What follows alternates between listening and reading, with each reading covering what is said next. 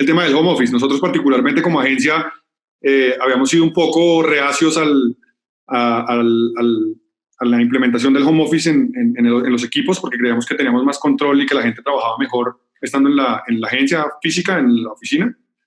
Y llevamos 2 meses con un nivel de productividad altísimo, con un nivel de conexión de la gente con el trabajo tremendo, y sin ningún problema ni de salud, por un lado con los equipos, y por otro lado con la posibilidad de estar ganando clientes nuevos y haciendo los trabajos como los hacíamos antes.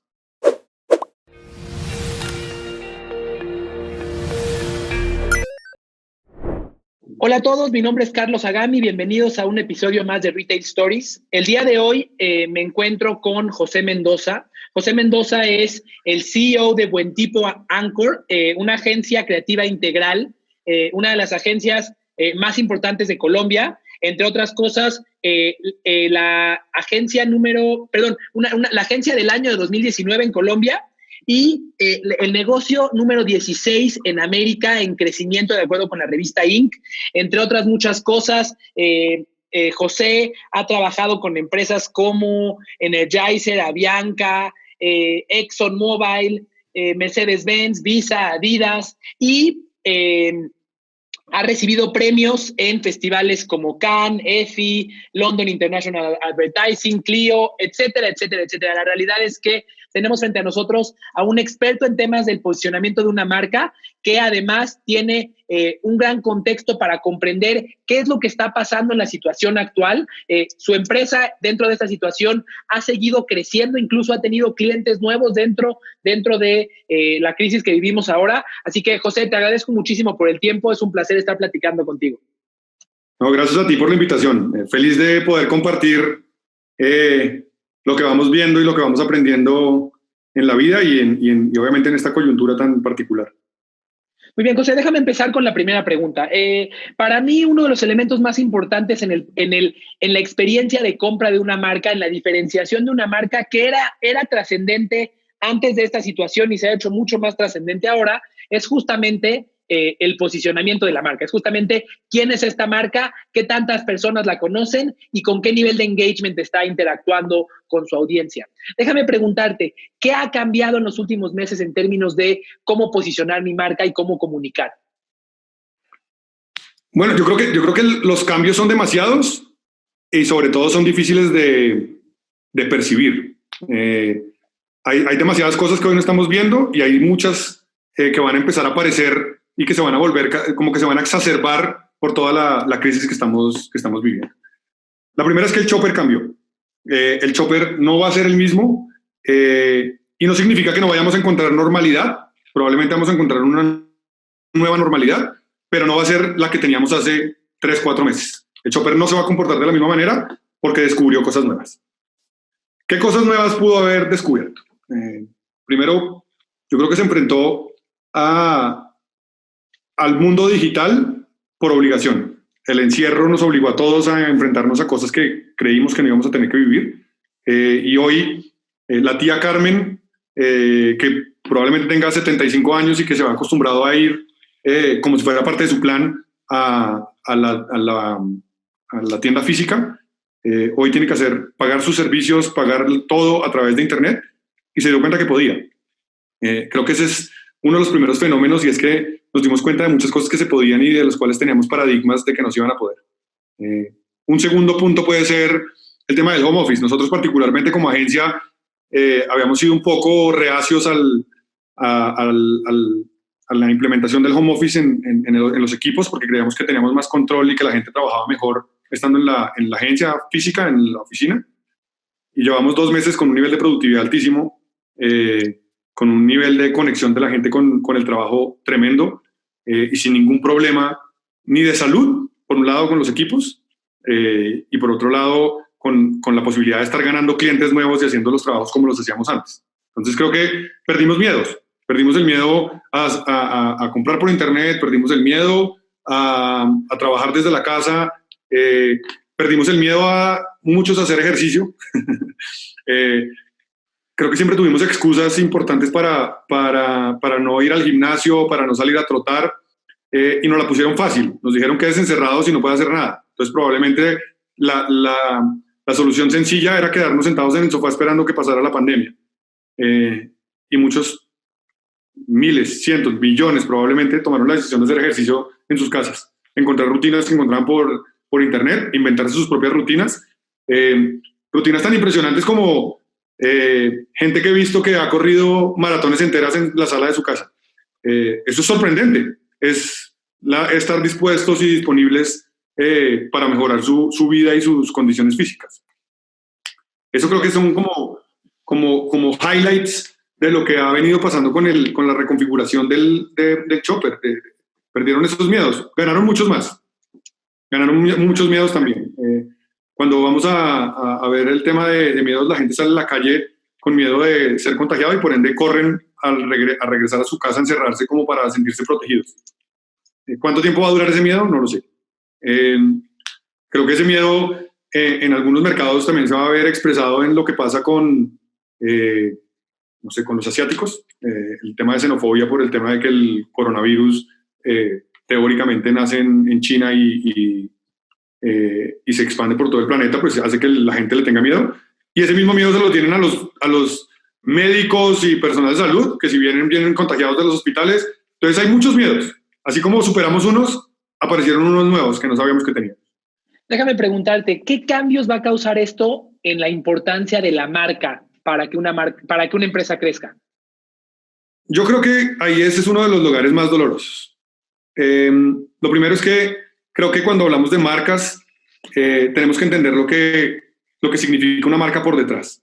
Y parte de lo que ha pasado en este momento es que hay marcas sin significado. Y esas marcas sin significado o sin profundidad, sin tener nada que sostener, cuando salen a dar estos discursos esperanzadores de que vamos a salir adelante, solo se ven como discursos hipócritas. Y ese es uno de los primeros, de las primeras problemáticas que tiene una marca hoy en día. Lo segundo es que todas las marcas encontraron un lugar común y todos hacen exactamente lo mismo. Cuando uno ve los comerciales que salen hoy de las marcas, todos empiezan con un piano. Luego del piano vemos una ciudad vacía, porque todo el piano y la ciudad vacía hablan de la nostalgia, nos conectan a todos con la nostalgia de lo que estamos sintiendo que estamos perdiendo. Todos hablan de juntarnos, porque juntos podremos salir adelante, porque todo está tratando de imaginarse el futuro en el que vamos a superar la crisis y vamos a volver a esa normalidad de la que hablábamos que no vamos a volver, sino que encontraremos una nueva normalidad. Pero lo triste de estos mensajes, que creo que hoy en día nosotros necesitamos mensajes reconfortantes, lo triste de estos mensajes es que no son relevantes para las audiencias si la marca antes no tenía las credenciales para poder construir sobre esos valores o sobre esos discursos. Entonces, son algunas marcas en las que en algún momento creo que se ha puesto sobre la mesa una marca de hamburguesas diciendo que juntos saldremos adelante, pues no tiene ningún valor si la marca de hamburguesas no construyó en algún momento sobre cómo íbamos a poder salir hacia adelante, que es lo mismo que le pasa a los bancos. Si no construyeron nunca y simplemente estuvieron exprimiendo a sus clientes, hoy decir que juntos saldremos adelante, pues es una gran hipocresía. Ahora, déjame preguntarte, si nunca construyeron esa realidad y ese propósito, ya, digamos que ya incurrieron en ese pecado y quieren mejorar, ¿qué hago? Soy una marca que nunca tuve un propósito, que en el pasado mi éxito se debió básicamente al crecimiento del país o al crecimiento del mundo que me llevaba a vender, se debió a que no tenía competidores suficientes que me quitaran pedazos del mercado, se debió a que inicié temprano más pronto que otras marcas, pero ahora llega el momento en el que la identidad y el propósito se hacen importantes. ¿Qué hago en este momento? Sí, yo creo que probablemente el mejor camino cuando una marca no necesariamente tiene construidas las credenciales para hablar de estos temas esperanzadores es hablar con honestidad.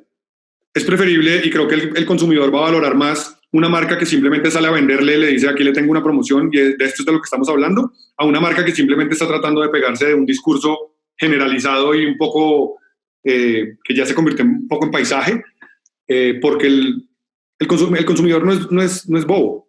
El consumidor conecta los dots y se da cuenta que hay una cosa que es como las películas japonesas, como que la voz no pega con los labios del personaje. Y yo creo que lo que tiene que ser es honesto. A veces es mucho mejor tener un discurso más práctico y funcional y descarnadamente decir queremos vender, probablemente hacer promociones, probablemente hablar desde eso, que tratar de construir lo que uno no es. Esas máscaras son más perjudiciales para las marcas, incluso en la misma compra. Uno no le va a dar ganas de comprar algo con lo que uno no siente que está conectado. Bien, ahora hablando de ventas, para que una organización venda, lo que ocurre normalmente, yo siempre digo que las decisiones se toman por emoción y se justifican con lógica. Los seres humanos decidimos por emoción. Y muchas empresas han estado acostumbradas a que vendían, ya sea porque el cliente ya llegaba con una emoción a sus puntos de venta o porque tenían vendedores estrella que podían conectar con el cliente y generarle una emoción y vender. Estamos en un punto en el cual, obviamente durante la pandemia y post pandemia, el nivel de contacto con los vendedores estrella se reduce. Ahora se elimina, pero en el futuro se reduce. ¿Cómo le hago para vender y para generar engagement con mi cliente si no puedo tener a ese vendedor estrella? ¿Cómo le hago para meter gol si no puedo tener a Messi en la cancha? Sí, yo creo que esa es una pregunta, y es una pregunta muy difícil además en el mercado latinoamericano, porque el contacto físico es muy importante. Y aparte del contacto físico, porque el sentido de servicio está llevado a otros niveles. Cuando lo vemos en muchos países en Latinoamérica, por ejemplo, cuando vamos a las estaciones de servicios de combustibles, a la gasolinera, hay una persona que sirve el combustible. Y es algo que no hemos superado. Cuando uno va a otros países donde eso, o sea, cada uno hace sus cosas, es mucho más sencillo. En Latinoamérica estamos muy acostumbrados a que hay servicio y sobreservicio. Hay unos roles incluso que parecieran innecesarios, pero se dan, son parte de la cultura. Parte de lo que va a pasar hoy en día con esta nueva reconfiguración es que probablemente lo que hay que encontrar es temas en común de qué hablar. Las marcas tienen que encontrar un tema común con sus clientes, que básicamente es la estrategia de cualquier gran vendedor en una tienda. Es que encuentra una manera de conectarse. Y si uno no encuentra esos temas comunes, muy probablemente lo que va a terminar haciendo es desperdiciando dinero. Hace poco hicimos un experimento muy interesante con una de nuestras marcas, y fue por un mes entero sacar en social media, sacar el mismo post una y otra vez. Nunca cambiaron. El mismo. Era exactamente el mismo post, y ese sueño que siempre tenemos de que vamos a renovar el contenido todos los días porque la gente está ávida de contenido, es verdad, pero dependiendo del momento y dependiendo de lo que uno necesita hacer. Si nuestro objetivo era únicamente vender, esto simplemente funcionó como si hubiera sido un comercial de televisión. El valor era frecuencia. Te tengo un descuento y una promoción a la cual le voy a dar hasta que caes. Ese es el mercadeo que nos enseñó Amazon y funciona. Sin embargo, cuando hacemos contenidos, porque en este momento las audiencias están ávidas de contenido, cuando hacemos contenidos más interesantes, la gente se conecta con algo supremo que supera incluso el precio, que supera los descuentos, que supera un montón de cosas. Nosotros hicimos un ejercicio muy interesante hace unos meses con un personaje para el lanzamiento de unas zapatillas nuevas de Under Armour. Y fue un personaje que corrió 400 kilómetros de una ciudad en Colombia que es Bogotá hasta otra ciudad que se llama Medellín, solo para probar las zapatillas, y era un reality en vivo por Instagram. Las ventas suben, evidentemente, la prueba de producto es más interesante y la gente se conecta con el contenido de la marca. Si hubiéramos sacado el post, probablemente es otro scroll up de los que encuentra uno en Instagram o en cualquier plataforma, porque parte de lo que está pasando es que también ya nos está desesperando el contenido. Esto también es uno de los fenómenos que está sucediendo con el COVID, y es que no queremos más contenidos profundos. El usuario se cansó porque hay demasiado drama. El drama ya es real. Lo que necesita es una escapatoria, por eso la gente está viendo Netflix feliz. Y por eso la gente está enloquecida con TikTok, porque es ver gente bailar y gente decir estupideces. Probablemente es un momento en el que necesitamos un poquito el escape, y si las marcas logran convertirse en ese escape, probablemente se vuelven relevantes. Ese es uno de los posibles roles que puede tener una marca. No todas las marcas se pueden ir allá, porque también volvemos al tema de la relevancia. Pero creo que hay que encontrar el rol de las marcas. El rol de las marcas no necesariamente siempre tiene que ser el de dar ánimo, o el de generar un sueño esperanzador. Probablemente puede haber un rol más light, que es el de divertir. Y ese puede ser un rol tremendamente poderoso en un momento de angustia y de desasosiego como el que estamos viviendo. Déjame preguntarte, el nivel de consumo de redes sociales, el nivel, incluso las empresas de forma oportunista, muchas han empezado a generar más contenido de lo que se generaba en el pasado. Ahora, si te metes a LinkedIn, la cantidad de webinars disponibles es abrumadora. Ahora creo que hay más webinars que personas conectadas. La pregunta que te hago ahora es, ¿cómo le hago para diferenciarme como marca en un mundo que está tan intoxicado de información y que esa intoxicación se agrava después de esta situación? ¿Qué hago? ¿Cómo me diferencio realmente? Sí, yo creo que hace poco veía un post que un amigo puso en Facebook, que era un poco burlón, era irónico, diciendo que la educación, no entendía por qué la gente se quejaba de la educación en Colombia si había podido crear 47 millones de epidemiólogos y conocedores absolutos de economía. Y cuando uno se pone a ver ese tipo de comentarios, uno dice, probablemente lo que vamos a tener es una cantidad de expertos en nada, porque su conocimiento es muy vago, expertos en nada de todo. Vamos a tener un montón de gente que va a salir a hablar con total propiedad de un montón de cosas que simplemente vieron en un webinar de 45 minutos. No estoy en contra del conocimiento y creo que es muy valioso que la gente esté intentando encontrar conocimiento adicional. Creo que lo que va a pasar es que vamos a tener un fenómeno en el que esto de lo que estás hablando de la infoxicación no va a terminar en lo que hoy se les está entregando a todas esas audiencias, sino en la cantidad de contenido que va a empezar a generar las audiencias, que también va a ser contenido tremendamente irrelevante. Porque el problema es que esto es de dos vías. La culpa de la cantidad de contenido no termina estando en las marcas. Las personas nos hemos convertido en uno de los peores virus de contenido que hay. Estamos generando más miedo del que generan las marcas. Estamos generando más angustia de la que generan las marcas. Estamos generando más desconocimiento de la que generan las marcas y sobre todo estamos levantando el nivel de ignorancia a unos niveles impresionantes como personas de carne y hueso y no como las mismas marcas. A veces creo que las marcas también llevan cargan con unas responsabilidades y unas culpas adicionales que no son de ellos. Yo creo que también la manera como consumimos contenido hoy en día sin ningún sentido.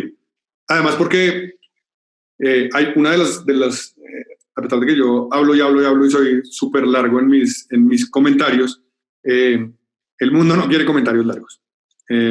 Hay una tendencia que viene hace unos 8 años o 10 años que se llama snackable content, que son contenidos que son como snacks. La gente quiere titulares, la gente no quiere el resto del contenido, a menos que en ese titular hay algo tan interesante que quiera conocer un poco más. Pero la gente es perezosa y en general prefiere simplemente ver el titular. Lo interesante es que esos titulares les dan las alas para poder hablar con total conocimiento sin necesidad de haber leído el resto del texto. Y las marcas les pasa lo mismo. Muchas veces se intentan construir desde el titular y no se dan cuenta que lo que le está faltando es el cuerpo del texto. Y creo que es un poco el fenómeno que vamos a tener. No sé cómo lo vamos a combatir. Sería un poco equivocado de mi parte decir que tenemos una solución para eso, porque creo que cada vez estamos creando más plataformas con mayor creación de contenido.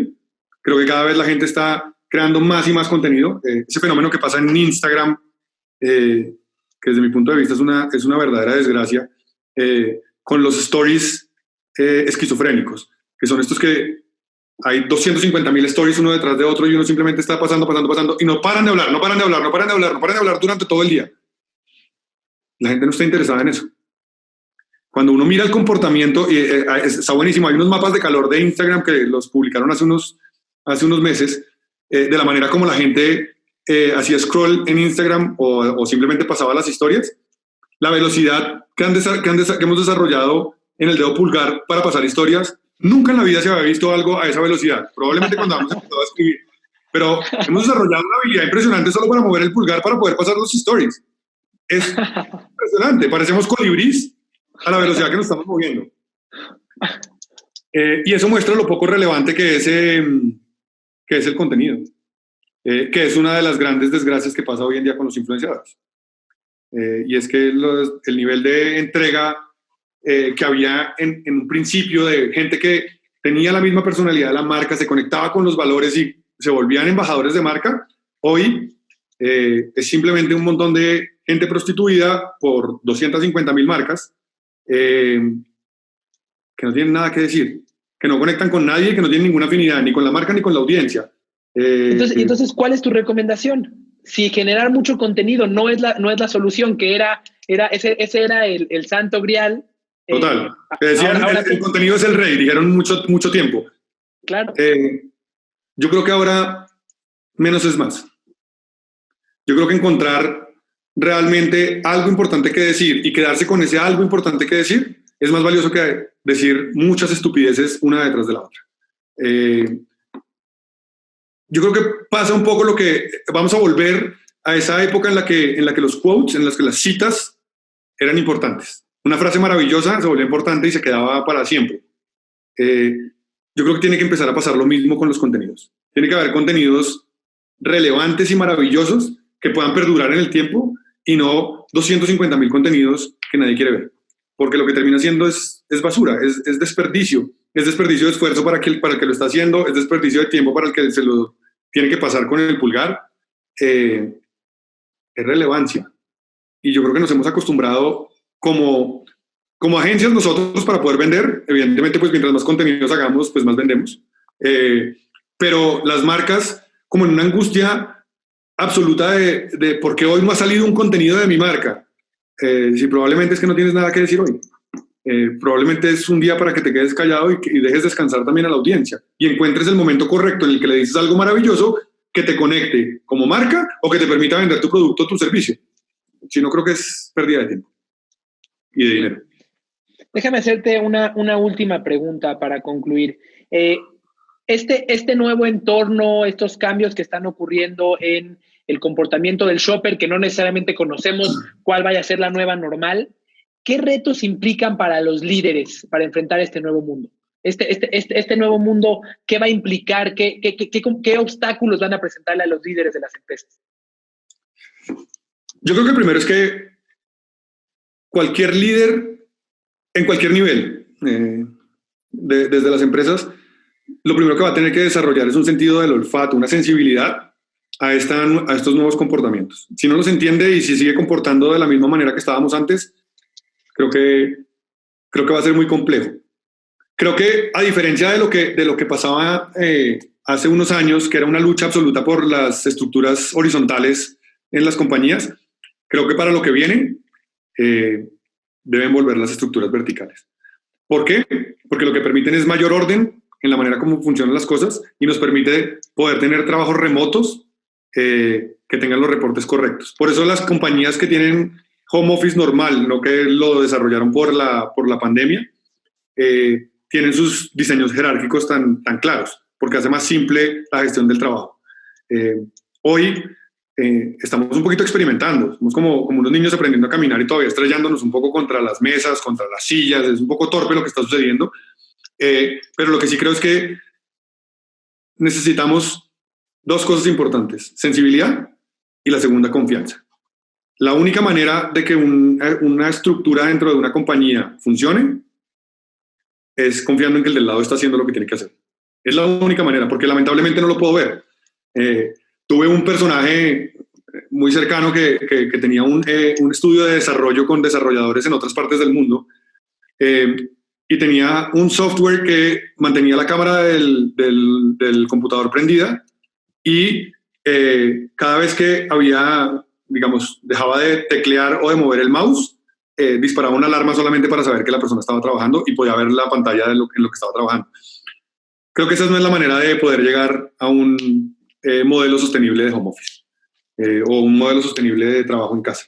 La única manera es confiando en que lo que está pasando del otro lado se está haciendo y que las cosas van a funcionar. Y cuando hablamos de liderazgo desde el punto de vista de las marcas, que creo que es un poco el mundo en el que yo me muevo, Yo creo que también va a haber una reconfiguración de lo que significa el líder. Hoy el liderazgo se está hablando por ventas.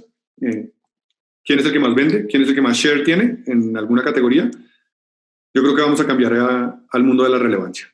Y la consecuencia de ese mundo de la relevancia se va a llamar ventas. No va a ser las ventas para poder después construir relevancia. Y hoy está pasando con muchas marcas. Marcas que nunca gastaron un centavo en publicidad. Zoom, por ejemplo, que nos estamos viendo a través de Zoom, nadie lo vio. Y su nivel de crecimiento es alucinante. Pero creo que si en este momento aparece otra plataforma que logra hacerlo de la misma manera y que ha construido marca, probablemente todos nos vamos a ir hacia allá. Porque hoy no tenemos ninguna referencia por debajo de Zoom que signifique más que la plataforma que estaba disponible para poder hacer teleconferencias durante la pandemia. Por eso creo que la construcción es al contrario. La construcción es una marca relevante. Probablemente si hoy Apple lanza una plataforma más grande que FaceTime que realmente funcione para poder trabajar, muchos seguramente nos vamos a mover a esa plataforma y la dejaremos. Incluso, aunque esté diseñada a medias, aunque sea torpe, estamos dispuestos a aguantarnos la torpeza porque preferimos la marca, porque preferimos lo que significa para nuestras vidas un ecosistema como el que crea Apple, que creo que pues es uno de esos ejemplos supremamente cliché que todos utilizan, hablar de Apple o hablar de Uber o hablar de Google, pero realmente pues creo que cuando hablamos de marcas relevantes, pues creo que hay que hablar de las que realmente han transformado el mundo.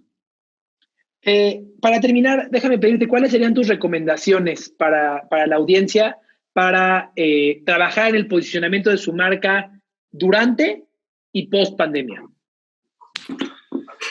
Yo creo que la primera recomendación que haría es no seas hipócrita. Si no tienes nada que decir, no lo digas. Ahórranos tiempo, ahórrate dinero y ahorrémonos esfuerzos los dos. Yo creo que la segunda es, hay que ser sensibles. Sensibles en el sentido de tenemos que poder sentir lo que está pasando en el mercado, tenemos que sentir lo que está viviendo las personas para poder tomar las decisiones de las marcas. Entonces, creo que lo primero que uno tiene que quitarse de la cabeza es creer que todos son iguales a uno, que son iguales a mí, porque hay gente que está viviendo de una manera muy diferente y para poder ser relevantes en el mercado necesito saber lo que lo está afectando, cuál es su contexto y cuáles son los miedos que tiene y cuáles fueron los que perdió. Creo que eso es, además, va a ser doloroso para las personas asumirlo, pero creo que vamos a tener incluso nuevas maneras de entender a las personas más allá de la manera demográfica como los hemos entendido hasta hoy. Y ese sentido psicográfico del que siempre hablamos cuando hacíamos segmentaciones, probablemente también tenga nuevas variables hoy en día. Una variable importante creo que va a ser la gente que quedó con miedo por el desempleo. Todos los que quedaron desempleados, que seguramente volverán a engrosar las filas de alguna compañía, porque volverán a encontrar un trabajo en algún momento, tendrán una manera muy diferente de comportarse con respecto a la compra, con respecto al mercado, con respecto incluso a los ejercicios en retail. Creo que vamos a tener que repensar cómo vamos a poder vender los productos y los servicios que tenemos, porque creo que hoy, durante el tiempo de pandemia y probablemente lo que sería la posguerra, que es ese pospandemia, vamos a ser muy medidos en la compra, muy medidos. Vamos a ser muy angustiados con cada gasto y probablemente cada gasto que hagamos, si es innecesario, nos va a generar un nivel de remordimiento y de frustración muy duro. Y yo creo que el último aprendizaje es, y es más sobre el discurso de pandemia en la construcción de marcas, es que el discurso tiene que ser sobre el presente y dejar de hablar del futuro. Yo creo que ya estuvo suficiente de soñar con algo que además es un nivel de incertidumbre que más ansiosos nos pone como usuarios y como audiencias. Yo creo que hoy necesitamos un mensaje de presente en el que estamos diciendo qué estamos haciendo hoy, qué va a pasar hoy y qué podemos hacer hoy, que es lo único que tenemos cierto. La única realidad que tenemos es lo que está pasando hoy. No sabemos ni siquiera mañana qué va a pasar. Puede que esto se desbarate de una peor manera o puede que mañana se solucione por arte de magia y estamos listos. Pero como no lo sabemos, creo que lo que necesitamos es dejar de soñar, pararnos en el presente y hacer marcas para hoy. Construir marcas para hoy, el valor del presente es muy importante.